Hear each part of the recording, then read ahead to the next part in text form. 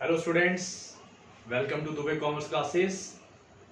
आज हम लोग कर रहे हैं डिसॉल्यूशन ऑफ फर्म डे 1। इसको हम डेज में अलॉट कर देते हैं, तो डे के हिसाब से हम लोग इसको कवर करेंगे। तो आज हमारी फर्स्ट क्लास है डिसॉल्यूशन ऑफ पार्टनरशिप फर्म की।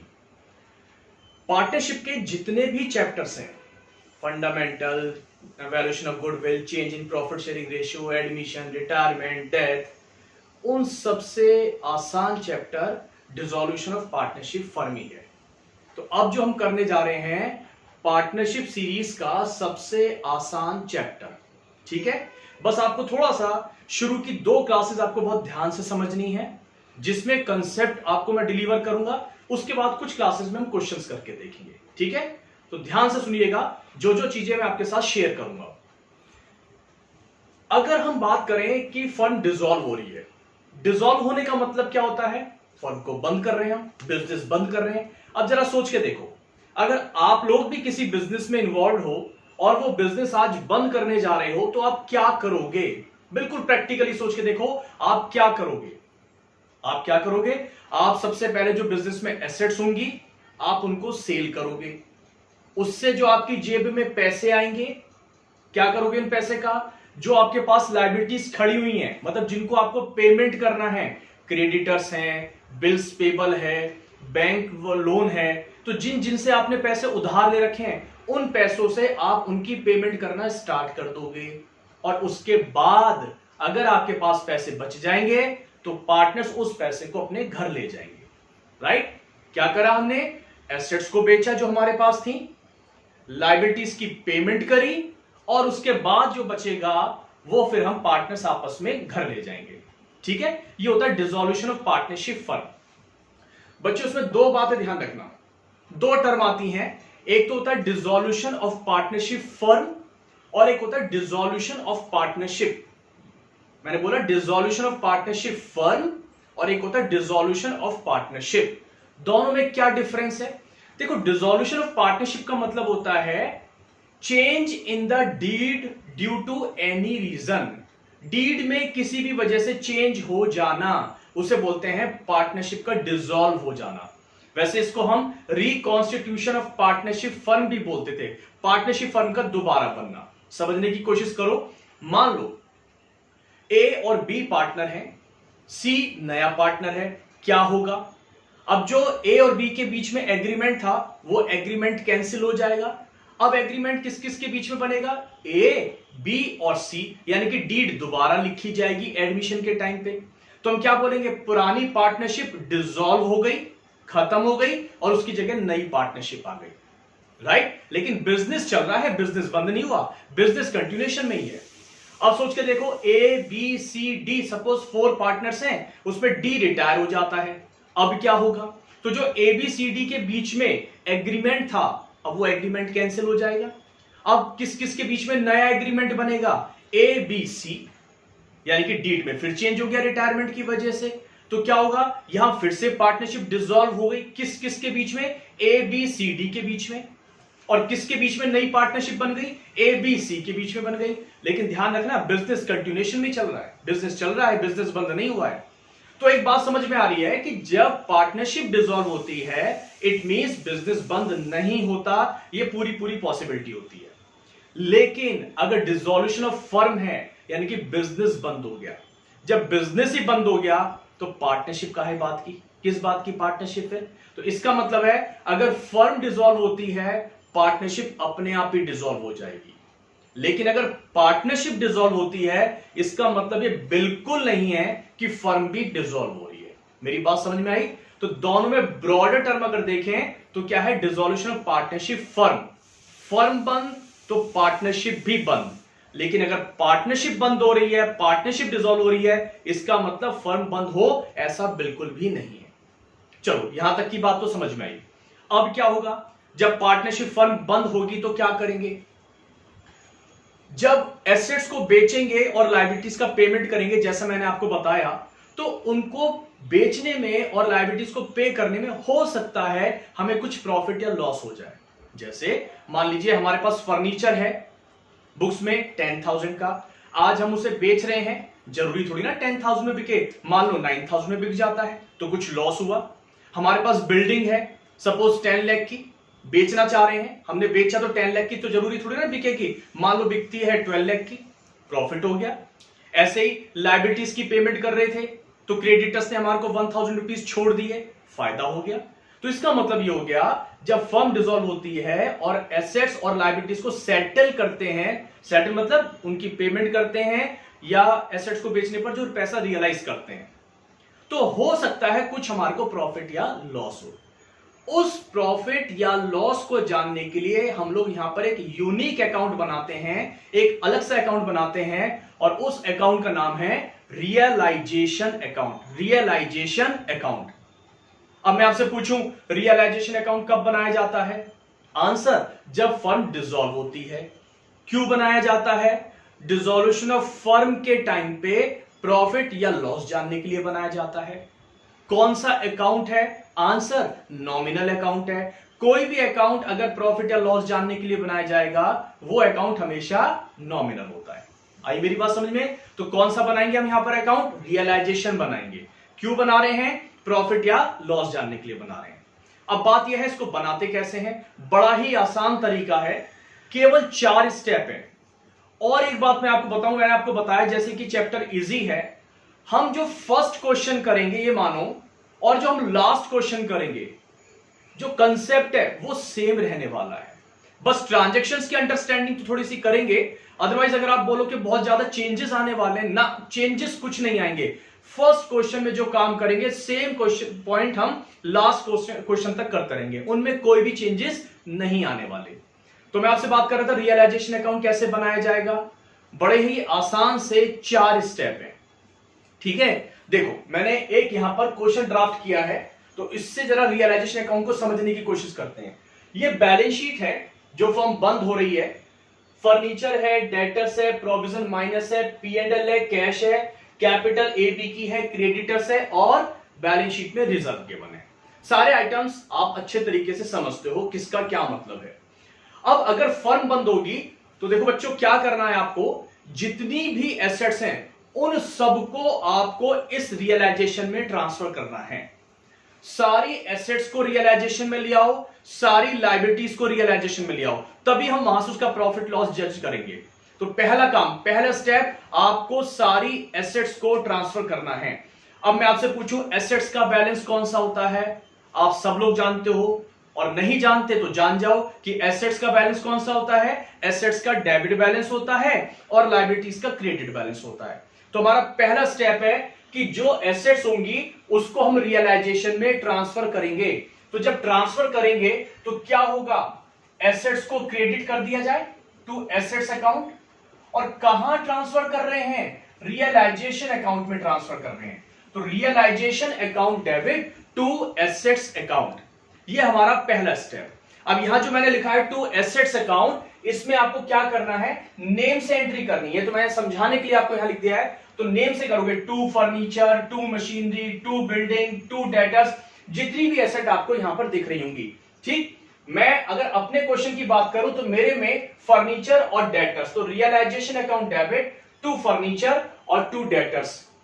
कुछ बच्चे सोच रहे होंगे सर P&L और कैश अकाउंट भी तो है। हाँ बिल्कुल है, मैंने बोला सारी एसेट्स और सारी लायबिलिटीज को ट्रांसफर करना है, सिवाय किनको नहीं करना, ध्यान देना, किसको नहीं करना, ये मैंने लिख दिया, नॉट टू ट्रांसफर, किसको नहीं करना है, रिलेटेड टू कैपिटल अकाउंट, जो चीजें कैपिटल अकाउंट से रिलेटेड है, मतलब पार्टनर्स का कैपिटल अकाउंट, और कोई अनडिस्ट्रीब्यूटेड प्रॉफिट या लॉस हो, मतलब प्रॉफिट लॉस, और अगर रिजर्व बैलेंस शीट में तो उसे मत ट्रांसफर करना, क्योंकि वो कहां जाते हैं, वो पार्टनर्स कैपिटल में जाते हैं।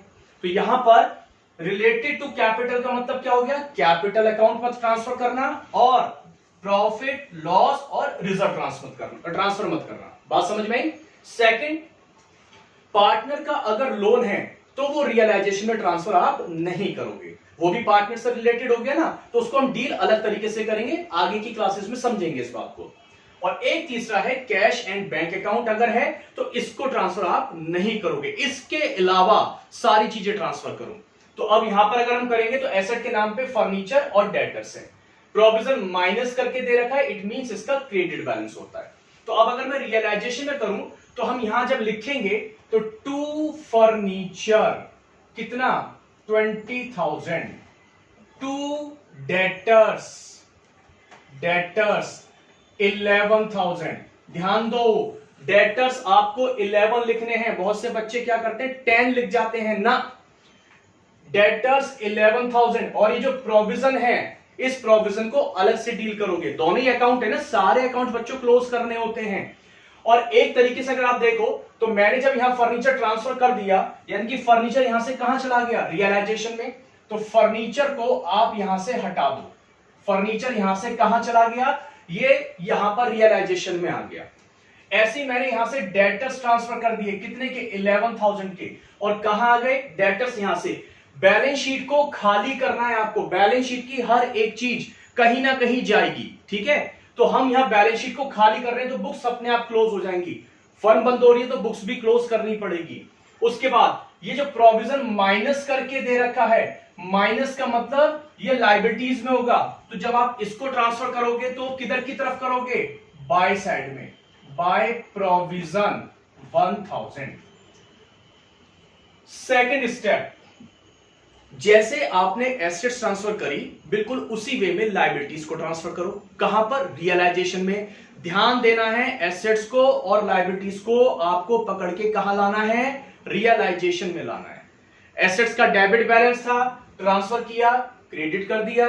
लायबिलिटीज का बैलेंस कौन सा होता है, क्रेडिट होता है, ट्रांसफर करेंगे तो डेबिट। तो यहां पर liabilities account debit to realisation account. कहां ट्रांसफर कर रहे हो, रियलाइजेशन में। लायबिलिटीज को बस ध्यान देना बच्चों, नाम से लिखना है आपको, यानी कि जो भी लायबिलिटीज होंगी, creditors, bills payable, bank loan, account debit to realisation account. अब मैं अपने क्वेश्चन की बात करूं तो कौन सी है, केवल क्रेडिटर्स है। तो जब क्रेडिटर्स को ट्रांसफर करेंगे तो रियलाइजेशन में क्रेडिट में आ रहा है, रियलाइजेशन क्रेडिट हो रहा है ना, तो बाय क्रेडिटर्स कितने से, 15,000 से। और यहां से हम क्रेडिटर्स को ट्रांसफर कर चुके हैं, तो जरा मैं बैलेंस शीट से क्रेडिटर्स को हटा देता हूं, क्योंकि बैलेंस शीट से क्रेडिटर्स यहां पर आ चुके हैं। बात समझ में आ गई। अगर आप बैलेंस शीट में देखो तो कौन कौन सी चीजें रह गई हैं, वही जो मैंने बोला था, ट्रांसफर नहीं करना पार्टनर से रिलेटेड चीजें, और कैश और बैंक। पार्टनर्स का कैपिटल अकाउंट, P&L रिजर्व और कैश अकाउंट रह गया है, जिसको हमें रियलाइजेशन में ट्रांसफर नहीं करना होता है। ये कहां जाएंगे ये बताऊंगा मैं आपको, लेकिन नेक्स्ट वीडियो में बताऊंगा। आज हम केवल किसकी बात कर रहे हैं, रियलाइजेशन की। आगे चलते हैं। अब एक और बात, ये हमारा था फर्स्ट स्टेप, हमने एसेट्स को ट्रांसफर किया। ये हमारा था सेकंड स्टेप, ये हमने लायबिलिटीज को ट्रांसफर किया, राइट। मैं इस बात को ऐसे भी बोल सकता हूं कि एसेट्स यहां पर होती हैं, जब आप ट्रांसफर करोगे तो डेबिट में आ जाएगा। लायबिलिटीज इधर होती है, जब ट्रांसफर करोगे तो लायबिलिटीज अपोजिट साइड में आ जाती है, मतलब अपोजिट साइड में। अगर राइट हैंड साइड पे लिखी है तो लेफ्ट हैंड साइड पे, लेफ्ट हैंड साइड पे लिखी है तो राइट हैंड साइड पे। तो एसेट्स 2 में ट्रांसफर हो गई और लायबिलिटीज बाय में ट्रांसफर हो गई। लॉजिक ये रहा, क्यों ऐसा हमने किया। एसेट्स को ट्रांसफर करते हैं तो रियलाइजेशन डेबिट होता है, इसलिए डेबिट में एसेट आती हैं। लायबिलिटीज को ट्रांसफर करते हैं तो रियलाइजेशन क्रेडिट होता है, इसलिए लायबिलिटीज क्रेडिट में आती हैं। अब अगर मैं आपसे पूछूं, जरा ध्यान से सुनना मेरी बात, अगर मैं आपसे पूछूं कि एसेट्स और लायबिलिटीज की बुक वैल्यू कितनी है। बुक वैल्यू का मतलब होता है जो वैल्यू बुक में यानी कि बैलेंस शीट में लिखी हुई है। बताओ एसेट और लायबिलिटीज की बुक वैल्यू कितनी है। आप ध्यान से देखो, हमने जब यहां फर्नीचर और डेटर्स और ये प्रोविजन क्रेडिटर्स ट्रांसफर कर दिए तो बुक में से इनकी वैल्यू खत्म हो चुकी है ही कहां, ट्रांसफर कर तो दिया। तो एक बात का खास ध्यान रखना है, जैसे एसेट्स और लायबिलिटीज को आप रियलाइजेशन अकाउंट में ट्रांसफर करोगे, यानी कि स्टेप 1 और स्टेप 2, तो हमारी एसेट्स और लायबिलिटीज स्वाहा। रियलाइजेशन अकाउंट पहले 2 स्टेप में एक तरह से हवन कुंड का काम कर रहा है। एसेट्स ट्रांसफर करी, एसेट्स स्वाहा। एसेट्स नाम की अब कोई चीज हमारे पास नहीं है, क्योंकि एसेट्स आप देखो यहां से खत्म हो चुकी हैं। कहां गई थी वो, रियलाइजेशन में। एसेट्स कैंसिल हो तो गई, डेबिट थी, कैंसिल कर तो दिया आपने क्रेडिट।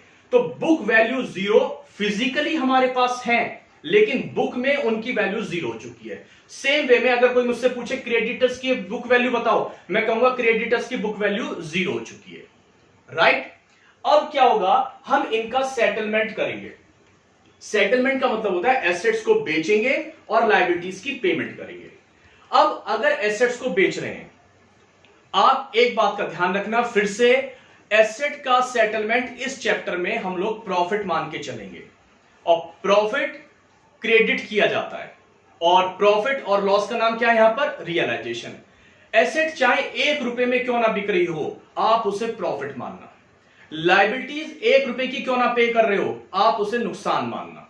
तो एसेट का सेटलमेंट प्रॉफिट और लायबिलिटीज का सेटलमेंट लॉस मान के चलेंगे, बस और कुछ नहीं करना। अब देखो जैसे कैसे, एसेट्स को जब बेचेंगे मैंने बोला प्रॉफिट, और प्रॉफिट किधर की तरफ आएगा, बाय साइड में आएगा। और यहां पर ध्यान रखना, या तो कैश नाम यूज करोगे या फिर आप पार्टनर्स कैपिटल यूज करोगे, या तो कैश यूज करोगे या पार्टनर्स कैपिटल। मतलब अगर मैं इसकी एंट्री बनाऊं तो कैश या फिर partners capital account debit to फायदा, टू रियलाइजेशन। अगर एसेट हमने बाहर वालों को बेची तो कैश अकाउंट डेबिट, पैसे आ गए, टू फायदा हो गया, फायदे का नाम रियलाइजेशन है। और अगर सपोज कोई पार्टनर कहता है ये एसेट आप मुझे दे दो, मेरे काम की है, तो ठीक है हम पार्टनर को दे देते हैं। हम कौन, हम फर्म के बिहाफ पे बात करते हैं। तो जब पार्टनर को देंगे तो पार्टनर से पैसे लेंगे, और पैसे कैसे लेंगे, उसका कैपिटल अकाउंट कम कर देंगे, उसके कैपिटल से चार्ज कर लेंगे। तो partners capital account debit to फायदा, टू रियलाइजेशन। अब देखो अगर मैं यहां पर देखूं तो बाय साइड में या तो कैश लिखोगे या बाय पार्टनर का नाम लिखोगे। मान लो क्वेश्चन में बोलता है कि फर्नीचर 18,000 में बिक गया, फर्नीचर है 20 का, वो कह रहा है फर्नीचर 18,000 में, furniture was sold for rupees 18,000, या वैल्यू ऑफ फर्नीचर रियलाइज मतलब पैसे मिल गए, कितने, 18,000।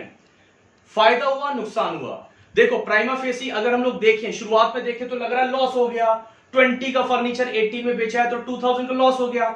लेकिन अभी अभी मैंने आपको बात बताई, इस चैप्टर में एक कसम खा लो, गांठ बांध लो बात, क्या फायदा किसे बोलोगे, अगर एसेट का सेटलमेंट हो रहा है, और लॉस किसे बोलोगे, अगर लायबिलिटीज का सेटलमेंट हो रहा है। सेटलमेंट मतलब लायबिलिटीज की पेमेंट हो रही है और एसेट से पैसे मिल रहे हैं, चाहे 1 रुपया मिले या 1 रुपया गया। अब मैंने बोला फर्नीचर 18,000 में सेल हो गया, बताओ फायदा हुआ या नुकसान हुआ। आंसर, फर्नीचर की बात हो रही है, एसेट की बात हो रही है, पैसे आ रहे हैं, पैसे आ रहे हैं तो फायदा। तो किस नाम से लिखेंगे, बाय कैश अकाउंट, कितने से, 18,000 से। अब अगर आप ध्यान दो तो जो इसका 2,000 का लॉस है वो अकाउंट अपने आप एडजस्ट कर रहा है। 20 का फर्नीचर यहां लिखा, उसकी सेल वैल्यू 18,000 यहां लिखी, 2,000 से डेबिट साइड हैवी हो चुकी है, लॉस अपने आप रिकॉर्ड हो रहा है। तो इंडिविजुअल प्रॉफिट लॉस आपको नहीं सोचना, बस आप क्या सोचो, प्रॉफिट किसे बोल रहा हूं, मैं बार बार बोल रहा हूं, अगर एसेट सेल होगी तो प्रॉफिट, और लायबिलिटीज का सेटलमेंट होगा तो लॉस। तो यहां पर अगर पार्टनर लेके जाता है, मान लो कहते हैं कि डेटर्स को पार्टनर ले लिया, बी ने ले लिया कि ठीक है डेटर्स का कलेक्शन मैं कर लूंगा, तो यहां पर क्या नाम आ जाएगा, बाय बीस कैपिटल अकाउंट, और डेटर्स का जो भी कलेक्शन की बात हुई होगी, जितने में भी वो ले रहा होगा, सपोज वो कहता है 9,000 में मैं कलेक्ट कर लूंगा, आप मुझे दे दो, यानी कि डेटर्स से 9,000 मिलेंगे और बी ने बोला ये पैसे मैं ले लूंगा डेटर्स से, ठीक है। तो एंट्री हमने क्या बना दी, 20 कैपिटल अकाउंट डेबिट टू फायदा, कितने, 9,000 से, क्योंकि पैसे मिल रहे हैं। ये हमारा थर्ड स्टेप हो गया। Fourth and last step, liabilities का सेटलमेंट हो रहा है। बताओ फायदा या नुकसान लायबिलिटीज का सेटलमेंट, लायबिलिटीज नुकसान, और नुकसानों को क्या करते हैं, डेबिट, नुकसान का नाम रियलाइजेशन, और क्या दे रहे हो आप, पैसे दोगे, और अगर कोई पार्टनर पे कर देता है तो पार्टनर का नाम लिखेंगे, रियलाइजेशन टू कैश और पार्टनर्स कैपिटल अकाउंट। अगर किसी लायबिलिटी की पेमेंट पार्टनर ने कर दी तो ये पैसा हम उसको कंपनसेट करेंगे, रिम्बर्स करेंगे, तो उसका कैपिटल अकाउंट इंक्रीज, और जब कैपिटल अकाउंट इंक्रीज होता है तो कैपिटल को क्रेडिट करते हैं। तो entry realisation account debit to cash अगर पेमेंट की जा रही है, और टू पार्टनर्स कैपिटल अकाउंट। इसको अगर मैं यहां लिखूं तो लॉस कैसे लिखना है, टू कैश या फिर to partners capital account, right. जैसे मान लीजिए क्रेडिटर्स है, क्रेडिटर्स की पेमेंट 14,000 में कर दी गई, तो टू कैश अकाउंट 14,000। और अगर ये कहते हैं कि क्रेडिटर्स की पेमेंट ए ने कर दी, तो यहां पर टू एस कैपिटल के नाम से आ जाएगा। बस एक बात मैं फिर बोल रहा हूं, आप मेरी इस बात को ध्यान रखना, टोटल 4 स्टेप थे। पहला स्टेप हमने एसेट्स को ट्रांसफर किया, दूसरा स्टेप हमने लायबिलिटीज को ट्रांसफर किया, थर्ड स्टेप एसेट का सेटलमेंट बाय कैश या बाय पार्टनर के नाम से, लायबिलिटी का सेटलमेंट टू कैश या टू पार्टनर के नाम से। पहले और दूसरे स्टेप यानी कि ट्रांसफर के बाद ध्यान रखना है एसेट्स और लायबिलिटीज हमारी स्वाहा। कहीं पर भी जब सेटलमेंट करोगे, कहीं पर भी किसी एसेट और लायबिलिटी का नाम मत लिख देना। क्यों? क्योंकि है ही कहां, बुक वैल्यू 0 हो चुकी है। क्या एंट्री बन रही है अगर आप देखो, या तो कैश टू रियलाइजेशन, फायदा हो रहा है, एसेट बिक रही है, या रियलाइजेशन टू कैश अगर लायबिलिटी का सेटलमेंट हो रहा है। इन दो एंट्रीज का ही घुमाव चल रहा है, कैश टू रियलाइजेशन या रियलाइजेशन टू कैश। बस कहीं कहीं पर कैश की जगह पार्टनर का नाम आ जाएगा अगर पार्टनर उस चीज को डील कर रहा है, राइट। तो इस तरीके से हमारा रियलाइजेशन अकाउंट कंप्लीट, इसका प्रॉफिट या लॉस निकालेंगे जो पार्टनर्स में डिस्ट्रीब्यूट करेंगे। तो आज की वीडियो के लिए बच्चों इतना ही। एक बार आप इसको अच्छे से समझना। अगर ये वीडियो आपको पसंद आया तो इसको लाइक और शेयर जरूर करना। और कोई भी अगर आपके डाउट्स होते हैं तो आप डाउट्स मेरे पर्सनल व्हाट्सएप नंबर पे लिख सकते हो। मेरा नंबर 98, मैं लिख देता हूं यहां पर, 9811295139। तो आप मुझे पर्सनली भी व्हाट्सएप कर दोगे तो मैं आपको उसका आंसर दे दूंगा, रिप्लाई कर दूंगा मैं। ठीक है, मिलते हैं नेक्स्ट वीडियो में, कंटिन्यू करेंगे। Thank you.